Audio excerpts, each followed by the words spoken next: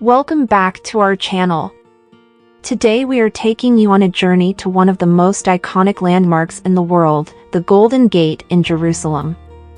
The Golden Gate, also known as the Gate of Mercy or Sha'ar HaRachamim in Hebrew, is located on the eastern wall of the Old City of Jerusalem. It is believed to be the site where the Messiah will enter Jerusalem on the Day of Judgment. The gate has a long and fascinating history, dating back to the time of the Second Jewish Temple. As we approach the Golden Gate, we are struck by its grandeur and majesty. The gate is made of stone and has a beautiful arched entrance.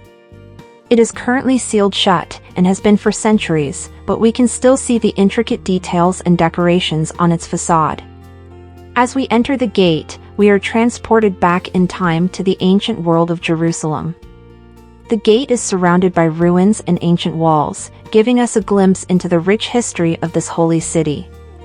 We can see the Mount of Olives in the distance, and we can imagine the countless pilgrims who have made their way to Jerusalem throughout the centuries. The Golden Gate has a long and fascinating history. It was originally built during the Second Jewish Temple period and was used as a main entrance to the Temple Mount. It was also the site of many important events in Jewish history, including the entry of the Hasmonean kings into Jerusalem and the return of the exiles from Babylon. In later years, the Golden Gate became an important site for Christians and Muslims as well.